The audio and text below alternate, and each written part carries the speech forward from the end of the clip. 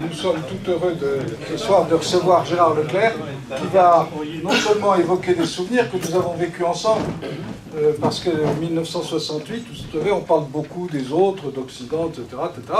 Enfin, il y en a deux qui ont fait quelque chose à ce moment-là. Enfin, il n'y en a pas que deux, il y en a beaucoup d'autres, mais parmi ceux qui ont organisé les contre-manifestations et puis après l'idée d'aller dans les lycées pour porter la contradiction des établissements universitaires, eh bien, si j'ose dire, c'est Gérard et moi. Il y avait Pierre Juel, il y avait Bernard Valette, enfin, de temps en temps, il faut quand même rectifier l'histoire, parce que sinon, on disparaît. Et à force de ne pas parler de nous, parce que nous sommes discrets, alors Gérard Leclerc, je n'ai pas besoin de le présenter, vous le connaissez, il est éditorialiste à la France catholique, il a beaucoup milité, il partage les mêmes convictions que nous, et il a écrit donc dernièrement, après avoir... C'est un philosophe et un théologien. Il écrit dans la Nouvelle Action royaliste une chronique régulière sur toutes les auteurs qui paraissent, toute la pensée contemporaine. C'est extrêmement intéressant. Alors, sous les pavés d'esprit, vous le trouverez là-bas à la sortie, pour le modeste prix de 14 €. Et je pense qu'en fait, tu vas nous le présenter, ce livre, en quelque sorte. Et je vais lui laisser la parole. Avant de lui passer la parole, je vous dirais que vous avez, j'espère, reçu enfin Politique Magazine. Il y a eu 15 jours de retard, puisque les ponts en mois de mai, ce ne sont pas des ponts, c'est des viaducs. Et donc, l'imprimerie, qui est une imprimerie de province, puisque maintenant c'est comme ça que ça marche, eh bien, les gens avaient posé leur RTT, donc il a fallu que je me batte un peu avec l'imprimeur pour obtenir qu'il soit imprimé. Il l'a été, mais ensuite la grande difficulté, c'est que comme l'imprimerie est en province, il fallait trouver un camionneur.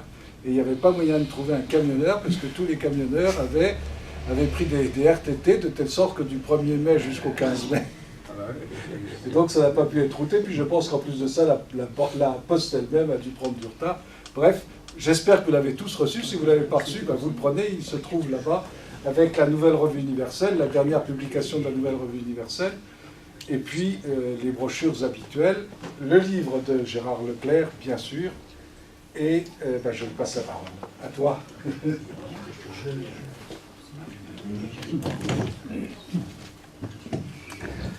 Oui, alors, je vais ajouter mon grain de sel à cette commémoration de mai 68 qui nous vaut tant de contributions télévisuelles, les livres, etc. Et ça ne cesse de paraître. Hier, tout à fait par hasard, dans Paris, j'ai rencontré mon camarade, Denis Tillinac, qui sortait de chez Albin Michel, et on a échangé nos livres, parce que lui aussi, il vient de publier son livre sur mai 68, avec un titre très explicite, la Grande Arnaque. Pour lui, mai 68, c'est la Grande Arnaque. Et son livre, d'ailleurs, a beaucoup de charme, parce que il est très différent du mien. Moi, je m'occupe plutôt des idées, des courants philosophiques. Lui, il raconte ça, je dirais, à la première personne. C'est un livre d'égo-histoire. Il raconte comment étudiant à Bordeaux, il a vécu les choses. Et c'est très intéressant parce qu'il y a plein d'observations très fines sur les différents militants, les différentes mouvances.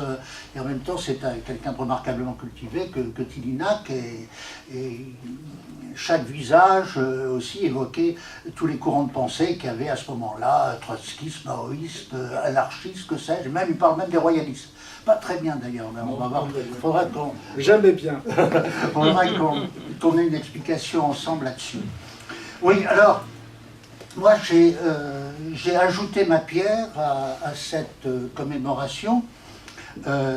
Hilaire vient de le dire, parce que nous avons vécu de très très près ces événements qui nous ont mobilisés d'une façon permanente. Je sais pas. À l'époque, nos nuits étaient courtes, on ne dormait pas beaucoup, et on suivait les choses avec passion. Moi, j'étais tout neuf à Paris, je n'étais pas parisien, j'étais un provincial, mais en plus, je revenais d'un an de coopération en Afrique. J'étais soldat en Afrique et je revenais de l'actuel Burkina Faso, dans un village de Brousse, où j'avais une classe de CE2, 60 membres dans ma classe, 60 petits Africains dans ma classe. Aujourd'hui, quand on en a 30, on se plaint. Moi, j'en avais 60 dans ma classe. Et je suis passé de la brousse africaine à la brousse du quartier latin. Et oui, parce que c'était une autre sorte de brousse. Je m'étais inscrit en licence de philo, et je partageais à l'époque entre l'Institut catholique et la Sorbonne. Alors ce qui me frappait à la Sorbonne, d'abord, c'est le nombre considérable que nous étions dans ma discipline, mais aussi en philosophie, mais aussi en psychologie, en sociologie. On se retrouvait, on remplissait le grand amphi de la Sorbonne. Et déjà, c'était, comment dirais-je, un signe sociologique intéressant. C'était l'éclatement de cette génération, la mienne, celle du baby-boom, qui remplissait les universités. On était passé de quelques milliers d'étudiants à des dizaines, voire des centaines de milliers, et on serait bientôt des millions d'étudiants. Donc le grand amphi de la Sorbonne était plein à ras-bord de sociologues, de psychologues, de philosophes ou de prétendus philosophes, et l'atmosphère était déjà assez chaude parce que chaque intercours était occupé par des prises de parole de militants de l'UNEF ou de partis politiques qui appelaient à des manifs ou à rejoindre tel comité, etc. Je dirais que l'activité groupusculaire battait son plein. Et la plupart d'ailleurs des jeunes gens qui faisaient partie de ces petits groupes étaient des dissidents du Parti communiste, comme Alain Krivine, responsable du principal mouvement trotskiste de l'époque. C'était un dissident du Parti communiste, et tous, quels qu'ils soient, quelle que soit leur dénomination, ils avaient un point commun, c'était la détestation du Parti communiste dont ils venaient, et qu'ils accusaient de, comment dirais-je, non seulement de tiédeur, mais de trahison. Pour eux, le Parti communiste avait abandonné la perspective d'une prise de pouvoir. D'une prise de pouvoir, c'était le grand mot à l'époque, c'était révisionnisme. Le Parti communiste est révisionniste, et on a abandonné le léninisme classique, et le Parti communiste est devenu, comment dirais-je, un organe qu'on dit tribunicien, c'est-à-dire que le Parti communiste est devenu le porte-parole certes des classes populaires, de la classe ouvrière, mais il a changé, du même coup, il a changé tout à fait de nature, parce que de parti extrêmement violent, contestataire qu'il était sous la 4e République, il ne faut pas oublier que le Parti communiste et la CGT ont failli mettre à genoux la 4e République. Dans les années qui ont suivi la libération, il a fallu un socialiste très énergique qui s'appelait Jules Mock pour arrêter véritablement une tentative quasiment de prise du pouvoir. Mais le Parti communiste de 1968 ne ressemble plus du tout à celui de 1948-1949. Je ne sais pas que c'est un parti bourgeois, mais il s'est intégré à ce qu'on appelle la société de consommation, et il plaide, et il négocie ferme d'ailleurs avec les organisations patronales et l'État, pour que la classe ouvrière participe des dividendes de la croissance qui est énorme. C'est ce que Jean Forastier, on vit ce que Jean Forastier avait appelé les 30 Glorieuses, une époque de grande expansion économique, et qui vaut pour les classes défavorisées un changement assez radical de situation. On accède à la voiture, on accède aux instruments ménagers, etc., aux loisirs. Et le Parti communiste, évidemment, s'est adapté à sa propre clientèle, et on pense fort peu à renouveler le coup d'État de Lénine en 1917 à Saint-Pétersbourg. Or, en 68, il n'y a qu'un an, c'est-à-dire 67, que l'on célébrait le 50e anniversaire de la Révolution d'octobre. C'est drôle, hein, on fête aujourd'hui, si je veux dire, on célèbre aujourd'hui le 50e de mai 68. En 67, on célébrait le cinquantenaire de la révolution communiste soviétique à Saint-Pétersbourg. Et des gens comme Krivine et les plus exaltés des maoïstes de l'époque n'avaient que ce schéma-là en tête. On va refaire le coup de Saint-Pétersbourg. Et il y avait, il faut dire, une dynamique militante assez extraordinaire de ce côté-là, qui était notamment alimentée par la lutte contre la guerre au Vietnam. Hein, les Américains, à ce moment-là, étaient engagés dans une guerre, ils sortiront, comme vous le savez, un peu lessivés d'ailleurs. Les organisations d'extrême gauche avaient organisé partout, dans les facs, dans les lycées, des comités Vietnam qui avaient un grand succès. Donc ils étaient dans une dynamique militante tout à fait performante, je dirais, et ils escomptaient bien, comment dirais-je, poursuivre dans cette dynamique pour mener des choses décisives. Et puis, il se trouve que les choses se sont enclenchées et qu'ils les ont surpris. C'est-à-dire que les événements de 68, cette espèce de grand mouvement de jeunesse, a surpris tout le monde. Il a surpris le général de Gaulle, qui était aux commandes à ce moment-là, mais il a surpris aussi les gauchistes, les différents mouvements gauchistes qui ne s'attendaient jamais à cette extraordinaire fronde, de la jeunesse, qui s'est qui s'est déployée comme ça, on ne sait pas très bien comment. Moi j'ai un souvenir précis, j'habitais au quartier latin à l'époque, tout près de Saint-Sulpice, mais j'avais pas repéré les premières manifs.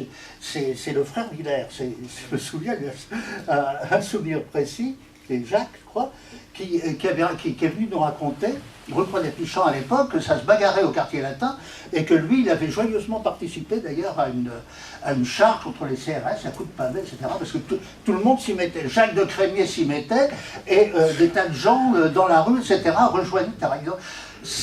C'est un mouvement complètement imprévu qui s'est déployé, et que des sociologues, de bons sociologues, comme Edgar Morin, mon ami regretté Paul Lyonnais, ont parfaitement analysé. Lyonnais avait trouvé cette formule assez géniale, le peuple adolescent. Le peuple adolescent, c'est ce peuple de jeunes issus du baby-boom, de la guerre et de l'après-guerre, qui envahit les facultés à l'époque, et qui n'est pas vraiment politisé, mais qui, comment dirais-je, qui est dans un certain climat. Ce climat d'une société qui bouge, qui ne sait pas très bien où elle va. Moi, il y a un livre extrêmement important dont je vous conseille la lecture, qui vient de paraître un historien, un excellent historien du christianisme contemporain qui s'appelle Guillaume Cuchet, et qui parle de l'effondrement de la pratique religieuse au milieu des années 60. Ça fait de même, je ne vais pas m'étendre là-dessus, mais quand même, en 65, après le Concile Vatican II, on attribuera cette responsabilité au Concile. Je ne pense pas qu'on peut l'attribuer au Concile. C'est que l'Église catholique est surprise au lendemain du Concile par une évolution de société qu'elle n'avait pas prévue et qui conduisait d'ailleurs son propre diagnostic. Quand vous lisez Gaudium et Spes, qui est un document très important de Vatican II, il y a quelques sociologues, là, d'ailleurs surtout français, qui avaient travaillé ce texte et qui essayent de décrire la société telle qu'elle va, avec ses dynamiques. Or, ce qui frappe, évidemment, c'est une inspiration un peu théillardienne, mais qui se veut fonder sur une observation sociologique en disant on va en fait vers la société est remuée par des sortes de dynamisme collectif. Tout ce qui montre Converge disait Teilhard, on va vers une société de plus en plus, comment dirais-je, solidaire. Il y a un phénomène de socialisation qui se produit et qui fait que les gens sont de plus en plus solidaires. Or, Or, ce qui s'est passé, c'est le contraire, tout à fait le contraire. Ce n'est pas du tout vers un dynamisme de solidarité que l'on est allé, mais vers un éclatement individualiste. Un éclatement individualiste où les liens sociaux traditionnels se sont défaits, et notamment le lien de la catholicité ou de la chrétienté. Et alors, Tuchet explique ça très bien, c'est qu'en fait, la pastorale de l'après-concile a mal réagi à ça. Elle l'a accompagné, au lieu d'essayer de le parer, en fait, mais elle l'a accompagné en supprimant tout le dispositif disciplinaire qui encadrait la pratique religieuse. On a cru qu'en assouplissant les choses, par exemple en supprimant carrément le jeûne eucharistique, etc., on allait contrer cette... Et en fait, non. On allait dans le même sens que ce caractère, cette évolution individualiste. Toujours est-il que, en tout cas, c'est 65, c'est un effondrement religieux qui a aussi des conséquences sociologiques qu'à mon sens le professeur, le grand historien qui était Pierre Chonu avait parfaitement analysé. Chonu parle de changement fondamental des attitudes devant la vie. Et ce changement fondamental, il le repère avec des marqueurs statistiques. Évidemment, Chonu est un des grands spécialistes de l'histoire statistique, l'histoire, je vais commencer le terme consacré, et il remarque qu'il y a deux marqueurs très importants, c'est le refus du mariage, le refus de l'engagement, qui est de plus en plus important dans la jeunesse, et en même temps l'effondrement de la natalité. L'effondrement de la natalité qui correspond en même temps à cet effondrement de la pratique religieuse. Donc il y avait des phénomènes sociaux qui préparaient en même temps 68. Pour moi, un des meilleurs livres que je vous conseille sur 68, pour moi le meilleur spécialiste de 68, il y a un très bon ami, Jean-Pierre Le Goff, qui a fait 2 livres magistraux sur 68, un qui s'appelle 68, l'héritage impossible, et un autre, j'oublie son titre, qui est tout récent, qui a 3 mois ou 4 mois, ce qui est un livre d'histoire personnelle. En fait, il raconte sa propre vie de fils d'un pêcheur normand et d'une maman commerçante. Il raconte sa propre vie et il montre comment les changements sociaux, ce qu'il a vécu comme changement social, le passage des privations de la guerre et je dirais des sacrifices de la reconstruction, à l'arrivée à cette société de plus grande abondance qui change complètement les mentalités. Et déjà, chez lui, il y a des choses extrêmement intéressantes, des observations extrêmement intéressantes sur les changements qui affectent l'Église du même coup. Ce peuple adolescent, on essaye de le saisir par tous les moyens, et notamment, c'est la génération, ce qu'on appelle, Jean-Pierre Le Goff lui-même appelle les curés à la guitare. Les curés à la guitare essayent de rattraper cette génération comme ça, en pensant, bon, le chant et tout. Bon, c'est vrai que le chant, la musique, c'est très important pour cette génération. C'est le phénomène Johnny Hallyday, le phénomène des Rolling Stones, etc., les Beatles, etc. Ce sont des phénomènes très très importants pour comprendre cette période. Mais donc ce peuple adolescent, il se met à manifester. Il se met à manifester comme ça, on ne s'y attendait pas. Alors évidemment, les groupuscules sont ravis et ils espèrent qu'avec ces rassemblements tout à fait imprévus, ils vont pouvoir mener les choses à bien. Or, ça ne se passe pas du tout comme ça. Si d'abord, il y a quelque chose qui va dans leur sens, c'est un énorme mouvement de grève qui se développe dans le pays qu'on n'avait pas vu depuis le Front populaire en 1936. Oui. Mais les gauchistes, ils ne veulent pas qu'on passe tout de suite à la négociation. Ils pensent que, bon, au contraire, eux, ils veulent faire chauffer la barbite et ils veulent forcer le Parti communiste à rentrer dans des manœuvres insurrectionnelles, ce dont ne veut pas du tout le parti. Le parti ne veut pas. Au contraire, le parti et la CGT, tout de suite, s'engage en fait dans une négociation avec Georges Pompidou, Jacques Chirac à l'époque. On a raconté ça, comment Chirac avait été envoyé par Pompidou auprès de la CGT pour amorcer les négociations. Et en fait, on s'engage dans une négociation qui montre que le parti n'a pas du tout envie de se lancer dans une opération insurrectionnelle.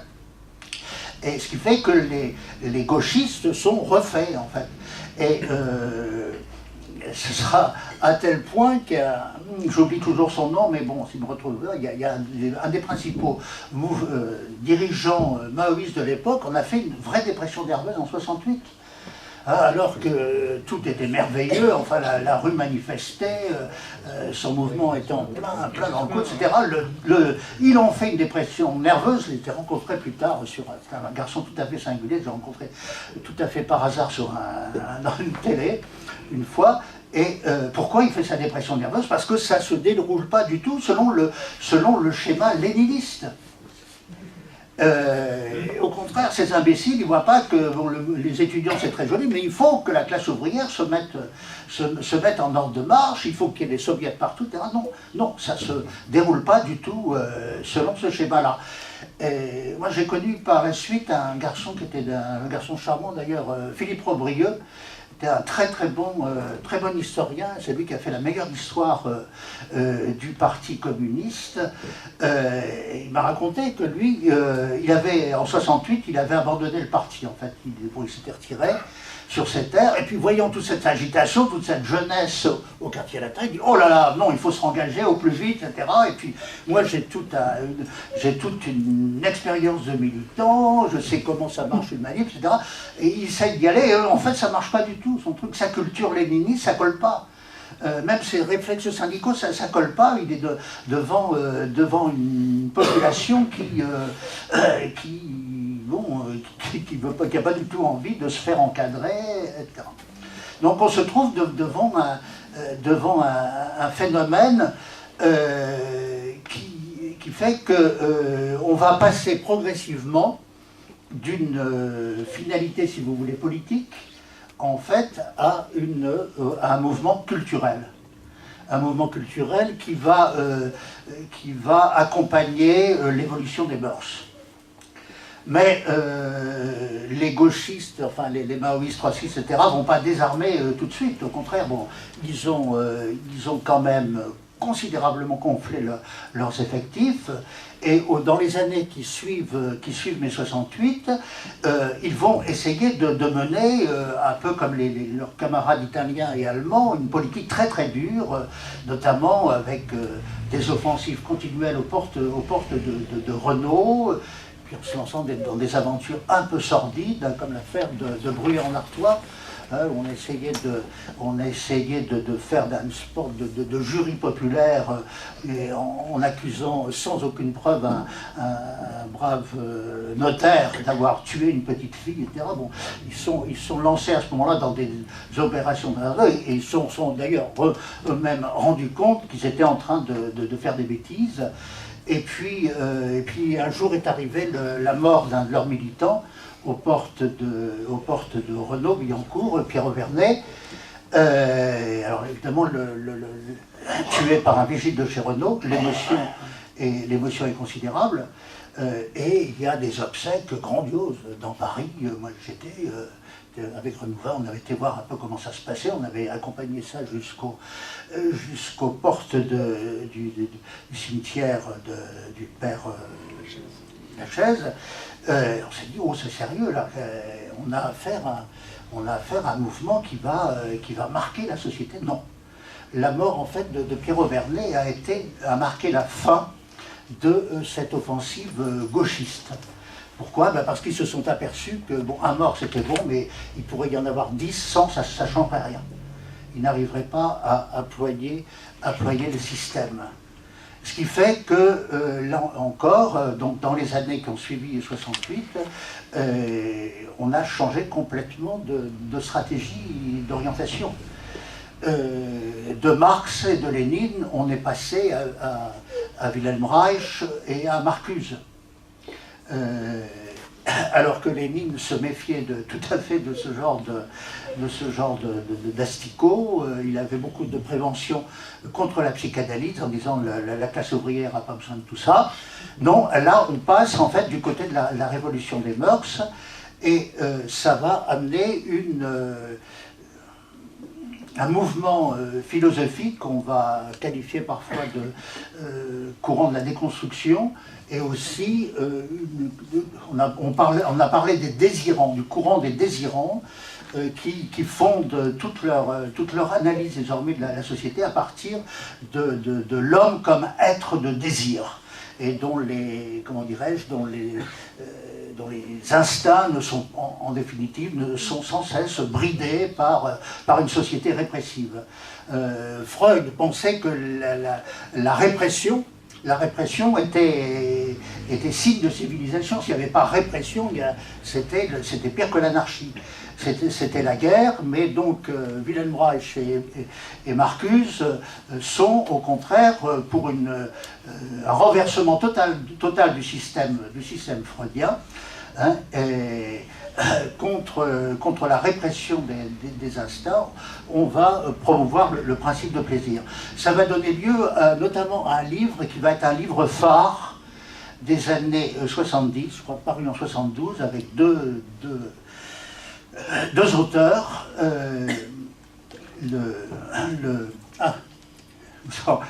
comment il s'appelle, Deleuze, Gilles Deleuze, et puis un psychanalyste dont j'oublie le nom, Deleuze et Guattari, qui vont écrire l'Anti-Oedipe. Et l'Anti-Oedipe, c'est une charge violente, à coups de marteau, comme dirait le père Nietzsche, contre le système freudien, mais aussi derrière le système freudien, en fait, contre Moïse et le monothéisme, qui est plus ou moins derrière Freud, malgré son athéisme. C'est une démolition en même temps de toute conception de la personne, de la conscience. Un bon philosophe d'ailleurs, juif, comme Martin Buber, y est violemment critiqué. Derrière la déconstruction sociale, du lien social, il y a aussi la déconstruction en fait de la personne. Et en fait, mai 68 a abouti à cela. On est passé donc à cette révolution intellectuelle qui est parallèle à une révolution des mœurs, et je dirais que nous n'en sommes pas sortis. Nous n'en sommes pas sortis, et que 68 en fait a ouvert, j'aime bien cette expression, a ouvert tous les dossiers sans en refermer aucun, et que c'est d'autant plus grave que nous manquons tout à fait de réponses, de repères, etc., devant des enjeux qui sont énormes. Aujourd'hui, on sait toute la question posée par le cyborg, par le transhumanisme, etc. On est devant des problèmes abyssaux, et nous n'avons plus de limites. Nous ne concevrons plus l'homme avec ses limites. Charles Maurras parlait de ces limites où veillent les dieux. Effectivement, s'il n'y a plus l'homme avec ses limites où veillent ces dieux, on est destiné à n'importe quoi, y compris à la chimère au sens technique du terme. Voilà, alors je pourrais presque m'arrêter là. Non, on continue. Alors on continue encore un peu. Bon. Et on posera des questions après. Ouais.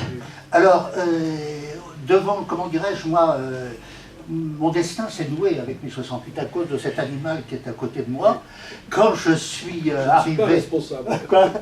Non, je suis responsable, j'assume tout à fait ma responsabilité, mais il a fallu qu'il soit là. Quand je suis arrivé à Paris, et on se connaissait parce que j'avais fait des camps et tout, et bon, il m'a repéré, il m'a associé à ses responsabilités et tout, donc on a vécu notamment, et puis on est arrivé très, très vite dans cette crise de 68, on a fait des tas de choses, et bon, à l'époque, il s'est constitué un mouvement très important, mais moi j'ai été happé par cette dynamique qui fait que c'était pas prévu au programme. Je suis devenu journaliste, je suis devenu conférencier, je me suis mis à faire des meetings, j'étais me balader dans tous les lycées de Paris et de la banlieue, etc. J'ai été happé en fait, par une nouvelle vocation tout à fait imprévue de ma part. Bon, voilà, et ça a décidé de ma vie. Et là, je voudrais souligner un point. C'est que, bon, à un moment, Hilaire disparaît de la circulation, et moi, je continue, évidemment. Et puis, bon, je ne vais pas vous raconter en détail ce qui s'est passé par la suite, mais simplement, je vais vous donner un filon intellectuel. Il y avait un personnage tout à fait singulier qui écrivait dans la presse parisienne à l'époque, qui avait des chroniques flamboyantes dans le journal Combat, dirigé par Philippe Tesson à l'époque, qui jouera aussi un rôle important dans ma vie, et puis dans le Nouvel Observateur, grâce à Jean Daniel, fait du Prince, comme me disait l'intéressé, qui lui avait ouvert largement les colonnes du Nouvel Observateur, et Clavel faisait des papiers tout à fait étincelants et tout à fait étonnants. Donc il faisait d'ailleurs prendre pour un fou. Pourquoi? Parce que Clavel, lui, devant l'immense mouvement de 68, disait c'est le retour de Dieu. De tout ce grand machin va surgir le surgissement de l'esprit. Il disait il est fou, mais bon, mais il avait de bonnes raisons pour penser ça. Et pourquoi? Il faut dire un mot de Clavel. Ah oui, vas-y. Donc Maurice Clavel est né sur les rivages de la Méditerranée, dans une petite ville là-bas, près d'Agde, Frontignan. Ouais. Frontignan, garçon extrêmement brillant. Il monte à Paris, il a 15 ans. Et puis, à ce moment-là, ben, il est doriotiste. Il est doriotiste. Hein, et si il n'y avait pas un certain Pierre Bouton qui était arrivé à ce moment-là dans sa vie, le Maurice avec sa fougue, etc., il serait peut-être retrouvé sur le front de l'Est. Hein. Pendant la guerre. Alors ça ne s'est pas passé parce que justement il a rencontré Boutan à l'époque, qui l'a complètement ébloui d'ailleurs. Boutan, Clavel encore, des années, des décennies après, parlait de Boutan avec une admiration sans nom. Et Boutan arrive là et puis en fait il va convertir Clavel à l'AF. Clavel va vendre le journal avec Boutan dans la rue, au quartier latin. Puis après le destin va un peu les séparer avec la guerre. Boutan va se retrouver en Afrique du Nord. Il va d'ailleurs préparer avec toute une équipe, il y a pas mal de royalistes, le débarquement anglo-américain de 1942. Quant à Clavel, il commence l'occupation dans des mouvements vichistes de jeunesse, comme souvent, et il va passer progressivement à la résistance. Et puis il va se retrouver responsable et tout jeune avec son amie, la grande actrice Sylvia Montfort, responsable des maquis d'Eure-et-Loir. Et c'est lui qui va accueillir le général de Gaulle à la porte de la cathédrale de Chartres, qui fera dire à de Gaulle, enfin, formule à la fois gaullienne et clavelienne, il m'a ouvert les portes de l'Île-de-France. Voilà. Et par la suite, il y a un lien qui s'établira entre les deux hommes. Même au moment où ils seront complètement fâchés, en 68, de Gaulle parlera de Clavel comme l'archange. Ouais. Alors, l'archange, effectivement, il est, bon, c'est un peu le chéri de tout le monde, parce qu'il est supérieurement brillant. Il a accompagné Jean Vilar à la fondation du Festival de Cannes. Il écrit des pièces tout à fait remarquables, des adaptations, etc. Il continue aussi une vocation de philosophe, il est prof de philo, agrégé. Et puis, il lui arrive une sacrée aventure au cours des années 60. Au milieu des années 60. Il sombre dans une dépression nerveuse épouvantable dont il n'arrive pas à se sortir. Il essaye toutes les pharmacopées possibles et inimaginables, rien n'y fait. Et puis il va voir des psys. Et puis un beau jour, il y a un psy qui lui dit « Monsieur Clavel, je ne peux rien pour vous, il faut que vous alliez voir un prêtre. » Clavel, un peu surpris, dit « Bon. » Et puis il va voir un psy juif en disant « Celui-là ne va pas m'emmerder avec les curés. » Et le petit juif lui fait la même réponse. Monsieur Clavel, je ne peux rien pour vous, vous allez voir un prêtre. Alors du coup, il va voir ici, il y a une salle Pierre Goursat. Il va voir Pierre Goursat, fondateur de l'Emmanuel, qui l'envoie au père Caffarel, qui est un des grands spirituels de l'époque. Et le père Caffarel, en fait, va avoir des entretiens approfondis avec Clavel, d'où naîtra une conversion extrêmement profonde. Il mettra dans Saint-Jean-de-la-Croix, etc. Et Clavel deviendra un pratiquant de la messe quotidienne. La première fois que j'ai vu Clavel, il habitait à ce moment-là près d'Enfer-Rochereau. Il revenait de la messe chez les franciscains de la rue Marie-Rose. Voilà. Alors, évidemment, cette conversion change le journaliste, le penseur. Et très curieusement, Clavel va analyser l'événement 68 à la lumière de ce qui lui est arrivé à lui. C'est-à-dire qu'il transpose sa convulsion, son état convulsionnaire, dans la convulsion sociale de 68.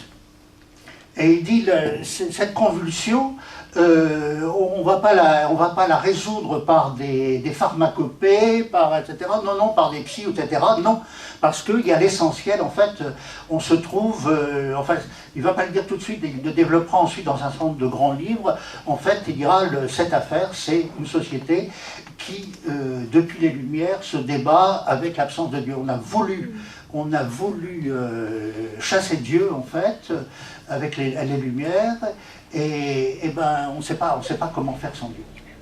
Et les pères n'ont pas su transmettre, ils ont eu peur de transmettre, d'ailleurs ils étaient plus sûrs eux-mêmes de l'héritage, donc ils ont lâché dans la nature des jeunes qui ne savent pas où aller. Donc la solution de tout ça, ben, c'est le retour de l'esprit, c'est le retour de Dieu. Et Clavel, très curieusement, à ce moment-là, il est auprès de lui, il a les plus fous des plus fous, hein, les Mao les plus exaltés, mais il a repéré que, en fait, il y avait un sens de l'absolu chez ces gens-là qui dépassait tout militantisme révolutionnaire. Et il n'a pas eu tort, puisque un des principaux animateurs à ce moment-là du gauchisme, Pierre Victor, alias Benny Lévy, allait terminer sa vie dans une yeshiva de Jérusalem, avant d'avoir quasiment converti Jean-Paul Sartre à la Lévinas, qui est quand même un sérieux challenge, comme dirait l'autre. Il y a un bouquin de Sartre avec Benny Lévy, où Sartre revient sur tout. Je me souviens, Bouton lisait ça, il était d'ailleurs scandalisé. C'est honteux de se renier à ce point-là. C'est vrai que Sartre se reniait, il reniait tous les grands principes de l'existentialisme, à la grande fureur de la grande Sartreuse, comme dirait l'autre, Madame de Beauvoir, et tous les petits copains qui étaient effarés de voir Sartre se convertir en fait à Lévinas et quasiment au judaïsme. Voilà. Et ce point de vue-là, Clavel avait eu le nez fin. Quand la première fois que je l'ai vu avec mon ami Arnaud Fabre, il m'a dit, mais Le Brie, le Dantec, ce sont des chouans ces gens-là. Bon. Et alors, Clavel faisait le pari, en fait, que tous ces gens-là qui étaient infestés de marxisme et tout, allaient s'en débarrasser au plus vite. Il disait, ben oui, on parlait marxien partout pendant les événements de mai 68, mais il ne fallait pas s'y tromper. En fait, on était en train de faire au marxisme un été de la Saint-Martin. Ça allait durer 3 jours et puis après ça allait s'effondrer. Eh bien c'est ce qui s'est passé, effectivement. Ça s'est effondré. Et alors Clavel, qui était proche de ces jeunes gens, parfois accompagnant leur folie, et parfois, bon, il faut dire qu'il était fou aussi lui-même, bon, mais une folie magnifique d'ailleurs qui était au diapason de l'événement et de ces jeunes gens. Quand la première fois que je l'ai rencontré avec Arnaud Fabre, on parlait de la Révolution, il disait, vous savez, aux gars, je leur dis, l'armée, moi j'en fais mon affaire, hein. L'armée contre nous, mais pas du tout. Moi, je prends le micro et je leur crie tous aux frontières. Hein. Voilà. Bon, c'était un peu le côté exalté de Clavel, mais comment dirais-je, tout cela s'est résolu par la suite dans un certain nombre de grands livres jusqu'à sa mort en 79. Où en fait il a explicité ce qu'il voulait, notamment dans un grand livre qui s'appelle Ce que je crois, où il a raconté sa conversion et où il a donné en fait son analyse de la société et la nécessité d'une conversion. Et puis il a écrit des livres, enfin, effarants, quand on dit pas cependant. Dieu est Dieu, nom de Dieu. Dieu est Dieu, nom de Dieu, ou alors c'est une charge contre les chrétiens progressistes qui Clavel disait, le dernier des communistes sera un curé breton, etc. On est en fou. Et puis un livre étonnant, une lettre ouverte à Glucksmann qui s'appelle 2 siècles chez Lucifer, qui est une violente charge contre les Lumières en fait, et ce qui en a subi. Et Clavel à ce moment-là, il est plus dans la phase gauchiste qu'il a accompagné, si vous voulez, dans une phase de délucidation de sa propre pensée. Et à ce moment-là, en fait, il a envie de mettre en route un dispositif qui est destiné, follement d'ailleurs, à essayer de convertir complètement l'Occident. Et alors, tous les gens qui sont disponibles, il les engage là-dedans, aussi bien ses anciens maoïstes qui sont plus maoïstes, ses amis royalistes, dont il est très proche à l'époque, Jean-Luc Marion, Marie Balmary, dans le domaine de la psychanalyse, etc. Et puis son vieil ami, évidemment, Pierre Boutan. Juste avant de, j'en terminerai là, après on discutera, juste avant de mourir, Clavel, en fait, a commandé à Boutan un livre majeur qui s'appelle L'Apocalypse du désir. L'Apocalypse du désir, c'est une réponse en fait à Deleuze, Guattari, Foucault et compagnie. C'est une superbe réflexion sur l'amour humain en fait, sur la sexualité et sur l'amour humain, et on n'a pas donné de réponse plus profonde, plus belle d'ailleurs que celle-là à ce grand courant de dépression, ce grand courant culturel, ce gauchisme culturel, comme dit mon ami Le Goff, et cela malheureusement, Clavel est mort où paraît l'Apocalypse du désir, et c'est bien grand dommage parce que bon, comme Boutan n'est pas un auteur facile, il aurait fallu le haut-parleur de Clavel pour lui donner le maximum d'éclat et de rayonnement. Mais raconter une petite anecdote pour terminer. Pierre Boutan, j'étais très proche à ce moment-là, m'avait emmené à la suite d'un cours à la Sorbonne, m'avait emmené chez Grasset pour me montrer la couverture de son livre, l'Apocalypse du désir. Superbe couverture, hein, on voyait les 4 cavaliers de l'Apocalypse de Dürer sur fond rouge, c'était magnifique. On était en train d'admirer ça dans l'atelier de montage de Grasset quand il y a un coup de téléphone, c'est Clavel, qui demande à parler à Boutan. Et Boutan lui dit, mais Leclerc est là. Et il dit, passez-moi Leclerc. Et là j'entends Clavel me dit, écoutez Leclerc, on a eu la peau de Marx, maintenant il faut qu'on ait celle de Freud. Et de toute urgence, il faut que vous lisiez le livre de Marie Balmary, que je viens de faire publier aussi chez Grasset, qui s'appelle L'homme au statut. Et voilà, bon. Et ce sera votre prochain papier. Bon. Et malheureusement, pour moi, c'est un peu émouvant, parce que ça a été la dernière conversation que j'ai eue avec Maurice Clavel. Il est mort quelques jours après. Vous voyez, comment mon destin personnel, enfin, s'est noué avec mes 68, et comment mes engagements intellectuels et la rencontre notamment de Clavel et de Boutan a été pour moi très importante pour répondre aux grands défis culturels posés par mes 68. Merci de m'avoir écouté.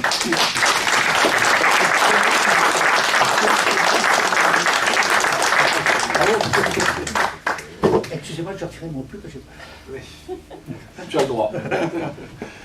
Bon, ben merci infiniment, Gérard. L'avantage avec toi, c'est qu'on domine on voit les choses de haut, c'est-à-dire c'est la seule et bonne manière de les voir et de les comprendre. Alors, si tu veux bien, maintenant, on va faire un petit moment à deux voix, puisqu'on a vécu ces événements ensemble. Je ne savais pas que j'avais eu une telle importance dans ta vie, mais ça me touche beaucoup. Et alors, comme le titre de la conférence, c'était les événements aussi, les événements qui sont passés, alors en quelques minutes, je vais raconter comment ça s'est passé, comment nous avons agi à ce moment-là. Bon, c'est des souvenirs, hein. Mais il faudra peut-être qu'un jour on écrive ensemble, tous les deux, un livre de souvenirs. Parce que les choses ne sont jamais racontées comme elles se sont passées. Absolument, jamais. Alors, autant qu'à faire, ce soir, on va vous en donner une petite primeur. Et donc, en 68, pour ma part, j'ai vu les choses monter dans... Toi, de fait, tu es arrivé soudainement. Mais moi, je les ai vus monter dans les facultés. Ouais. Bon, à ce moment-là, je finissais mes études pratiquement, mais entre 62 et puis 68, les universités ont basculé.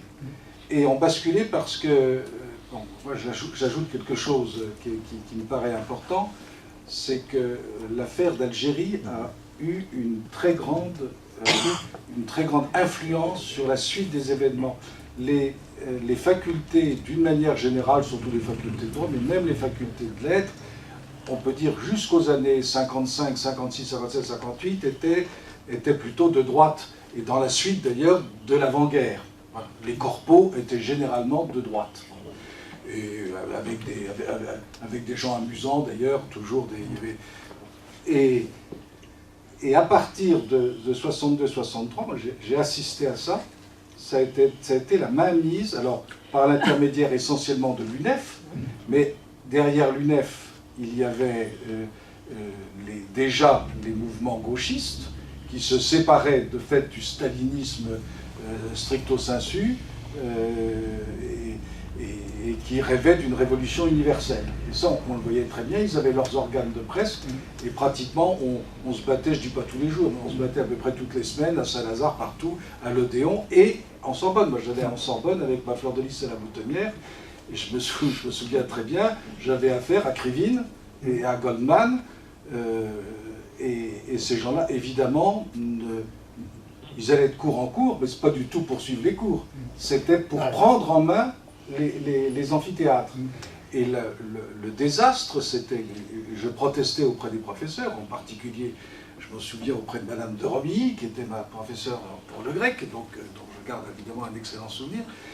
Mais ils prenaient la parole avant les cours, mais pendant 10 minutes, un quart d'heure. Et ensuite, ils embarquaient les gens à la sortie, dans la grande cour de la Sorbonne, et il les engageait. Et il faut dire aussi qu'à ce moment-là, tu l'as dit tout à l'heure, incontestablement, les mouvements d'action catholique étudiante ont donné dans ce gauchisme culturel qui a existé, à mon avis, avant même les événements de 68. Tu as très bien montré comment il y a eu un renversement au cours des événements, mais à mon avis, il y avait déjà le substrat de cette révolution des mœurs, de cette révolution totale, puisque c'était la révolution totale. Et nous, on s'opposait à l'intérieur, et non sans bagarre. Hein. Et je me souviens personnellement d'avoir affronté Krivine, Goldman, et d'aller les trouver... J'allais les trouver pour leur dire, mais pourquoi ce bateau, ça sert à quoi? On va encore une fois de plus aller à l'hôpital ensemble, ou on va se faire une fois de plus envoyer au poste. Et quand on allait au poste, ensuite on discutait indéfiniment sur Spinoza, Kant, Hegel, et je leur montrais, parce qu'ils étaient gaillards, ils connaissaient plus ou moins leur affaire, mais je leur montrais que nous, avec notre formation, on avait l'ouverture d'esprit d'être capable de leur expliquer une évolution philosophique qui va de Spinoza jusqu'à... Alors Althusser, qui était à ce moment-là professeur à Normal Sup. Et nous avions un groupe d'étudiants d'Action française à Normal Sup, et j'allais faire des conférences à Normal Sup, et c'était amusant, dans une turne, et à côté, dans la tour d'à côté, il y avait le cercle althusserien. D'un côté on entendait Maurras, etc., Bainville, Daudet, et de l'autre côté on entendait Marx, Lénine, Petite anecdote, en fait, Althusser aurait été très intéressé par ce que vous disiez sur Mandela, parce qu'il en faisait, lui. Oui, bien sûr. Quand Althusser était au lycée du Parc à Lyon, était royaliste. Oui. Et puis, dans ses mémoires, il parle de Bhoutan, etc. Et quand Althusser monte à Paris pour entrer à Normal Sup, à son examen, il est assisté de Bhoutan et Clavel qui sont là pour l'aider. Et après l'examen, ils vont prendre un pot tous les trois. Voilà. Et puis après, évidemment, il sera retourné après la guerre. Et puis malheureusement, oui, et puis il sera tellement... Il deviendra fou en fait, parce qu'il se suicidera. Non, il tuera sa femme. Il tuera sa femme, c'est ça, oui, je me souviens. Oui, c'est ça, il tuera sa femme. Bon, c'est pire en quelque sorte. Alors pour poursuivre, donc, on a vu monter cela, et les organisations déjà étaient en place. Le mouvement du 22 mars déclenché par Cohn-Bendit s'est fait dans un cadre qui déjà préexistait. et qui a permis de réussir. Hein. Et le mouvement du 22 mars a été tout simplement l'affirmation de la liberté de Cohn-Bendit.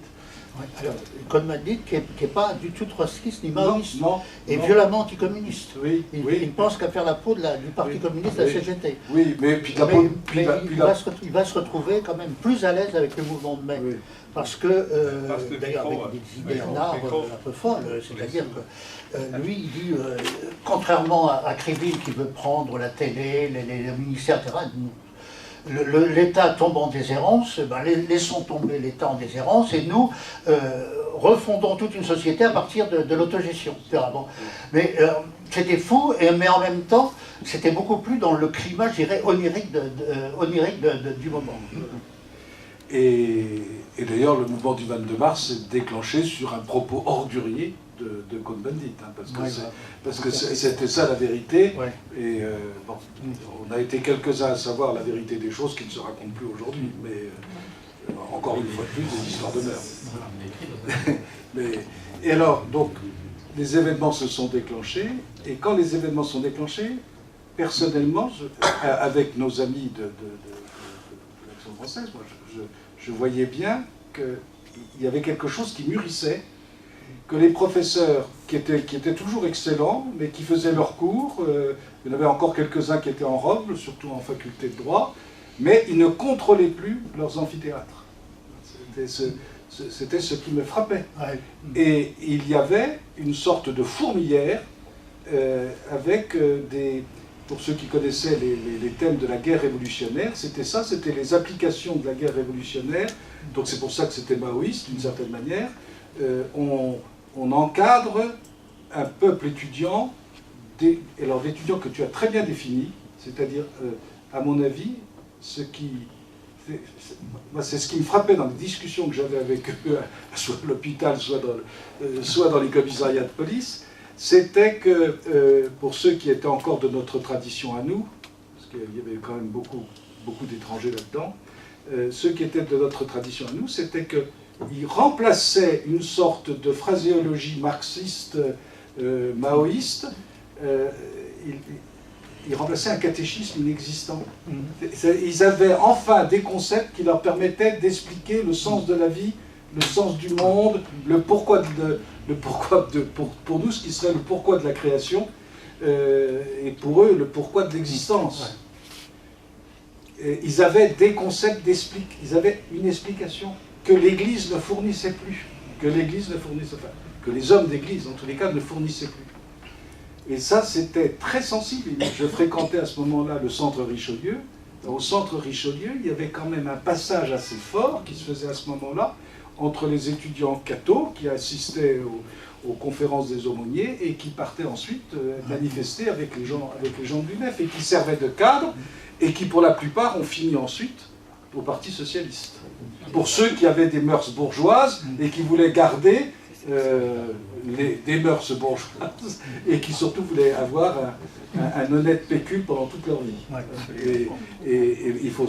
Oui, ben, tous sont sortis des bons collèges. Faut pas, tout l'encadrement du Parti socialiste au cours de ces 40 dernières années est sorti pratiquement de cela. Et c'est important de le noter. Il y a un certain laps de temps pour les y arriver, à mon sens, le tournant. C'est la fin du catholicisme de gauche, mais qui se traduit par le passage au Parti socialiste, c'est 75. Voilà, c'est ça. C'est ça. Mais c'est la même génération. De même, il ne faut pas se tromper. Tous ceux qui ont été les chefs, les Gesmar, etc., tous ceux qui ont été les chefs qu'on avait en face de nous, moi, je crois qu'on peut le dire maintenant, ils ont reçu suffisamment de subventions pour vivre toute leur vie et ils ont eu leur carrière. Ils ont tous eu leur carrière. Et quand Chirac se déplaçait dans Paris, il se déplaçait dans Paris effectivement avec un revolver. Nous, personnellement, je le savais très bien puisque j'étais très bien renseigné. Et avec des mallettes de billets. Inutile de vous dire que les mallettes de billets, c'était pas pour nous. Jamais. Et les honneurs non plus. Mais ça allait évidemment de l'autre côté. Et c'est terminé en grande partie à cause de cela. Ils ont tous reçu leur paquet de billets et puis la garantie d'un avenir dans le cadre des institutions républicaines.